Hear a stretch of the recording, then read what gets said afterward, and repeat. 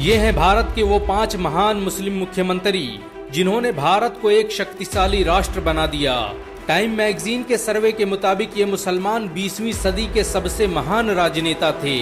इन्हें भारतीय राजनीति का चाणक्य भी कहा जाता था। भारतीय अर्थव्यवस्था को आसमान में पहुंचाने में इन मुस्लिम मुख्यमंत्रियों का बड़ा किरदार रहा। भारत के 5 महान मुस्लिम मुख्यमंत्रियों की लिस्ट में पहला नाम बरकतुल्लाह खान का आता है। जोधपुर में जन्मे बरकतुल्लाह खान राजस्थान के पहले मुस्लिम मुख्यमंत्री थे। 1971 में वो पहली बार मुख्यमंत्री बने और फिर लगातार 2 बार मुख्यमंत्री के रूप में अपनी सेवाएं देते रहे। बरकतुल्लाह खान के शासनकाल में राजस्थान की अर्थव्यवस्था चरम पर पहुंच गई थी। लखनऊ यूनिवर्सिटी से लॉ ग्रेजुएट बरकतुल्लाह खान ने भारत की आजादी में बड़ा बुनियादी किरदार अदा किया। वो जोधपुर रियासत में अंग्रेजों के खिलाफ लड़ने वाले सबसे बड़े मुस्लिम क्रांतिकारी थे। बरकतुल्लाह खान जवाहरलाल नेहरू और फिरोज गांधी के सबसे करीबी दोस्तों में से थे। उन्हें राजस्थान का चाणक्य भी कहा जाता था। भारत के 5 महान मुस्लिम मुख्यमंत्रियों की लिस्ट में दूसरा नाम मोहम्मद हसन फारूक का आता है। 6 सितंबर 1937 को पांडिचेरी में जन्मे मोहम्मद फारूक भारतीय इतिहास में सबसे कम उम्र में मुख्यमंत्री बनने वाले राजनेता हैं। मोहम्मद हसन फारूक 29 साल की उम्र में ही मुख्यमंत्री बन गए और लगातार 3 बार मुख्यमंत्री के रूप में अपनी सेवाएं देते रहे।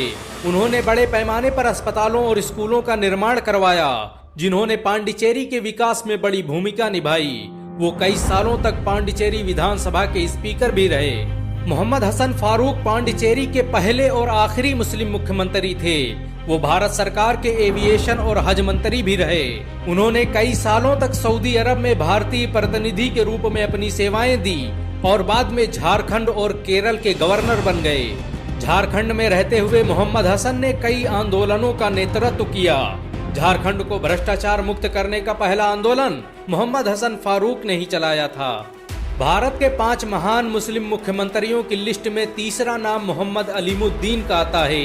अलीमुद्दीन पहले भारतीय मुसलमान हैं जिन्हें मणिपुर रियासत से मुख्यमंत्री बनाया गया। उनके बाद आज तक मणिपुर से कोई मुसलमान मुख्यमंत्री नहीं बन पाया।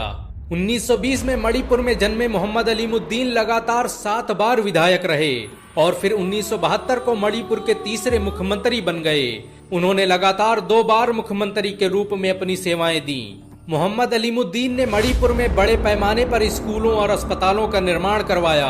उन्होंने ही मणिपुर के पहले मेडिकल कॉलेज की स्थापना की थी। मणिपुर में बनने वाली पहली यूनिवर्सिटी का निर्माण मोहम्मद अलीमुद्दीन ने ही करवाया था। मणिपुर लॉ कमीशन और मणिपुर पब्लिक सर्विस कमीशन की बुनियाद भी अलीमुद्दीन ने रखी थी। मोहम्मद अलीमुद्दीन को आर्किटेक्ट ऑफ मणिपुर भी कहा जाता है। उन्होंने अपने छोटे से शासनकाल में मणिपुर को आसमानों में पहुंचा दिया। उनके बाद आज तक मणिपुर में कोई मुस्लिम मुख्यमंत्री नहीं बन पाया। बहुत कम लोग जानते हैं कि अलीमुद्दीन केंद्र शासित मणिपुर के पहले मुख्यमंत्री भी थे।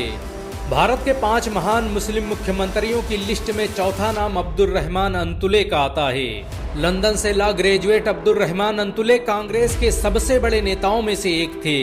उन्होंने कई सालों तक ऑल इंडिया कांग्रेस कमेटी के जनरल सेक्रेटरी के रूप में अपनी सेवाएं दी और 9 जून 1980 को महाराष्ट्र के 8वें मुख्यमंत्री बन गए। अब्दुल रहमान अंतुले महाराष्ट्र के पहले मुस्लिम कानून मंत्री भी थे। उन्होंने स्वास्थ्य मंत्री रहते हुए जो रणनीतियां बनाई, उन्होंने भारत को रोग मुक्त करने में बड़ी भूमिका निभाई। अब्दुल रहमान भारत के एकमात्र मुस्लिम राजनेता हैं जिन्होंने लगातार 60 सालों तक राजनीति की। मुंबई के एक मदरसे अंजुमन इस्लाम से शिक्षा हासिल करने वाले अब्दुल रहमान अंतुले महाराष्ट्र के पहले मुस्लिम मुख्यमंत्री थे। उनके पिता हाफिज अब्दुल गफूर महाराष्ट्र के मशहूर आलिमों में से थे। आपको ये जानकर शायद हैरानी हो कि महाराष्ट्र में गरीबों को मुफ्त राशन देने की शुरुआत अब्दुल रहमान अंतुले ने ही की थी। भारत के 5 महान मुस्लिम मुख्यमंत्रियों की लिस्ट में 5वां नाम सैयदा अनवरा तैमूर का आता है।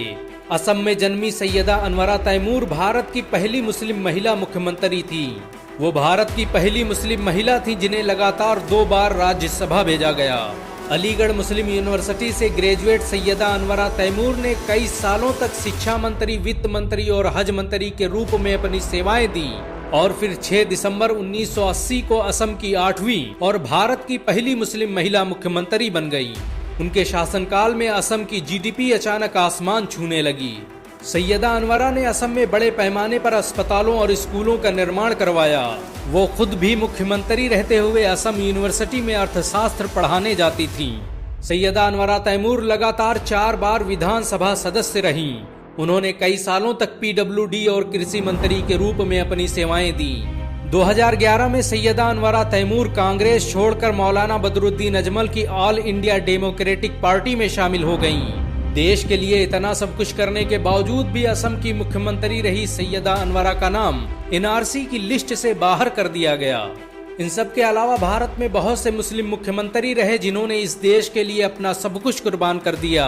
भारत में 10 से अधिक ऐसे राज्य हैं जहां आज तक कोई मुस्लिम मुख्यमंत्री नहीं बना। देश के सबसे बड़े राज्य उत्तर प्रदेश में भी आज तक एक मुसलमान मुख्यमंत्री नहीं बन पाया।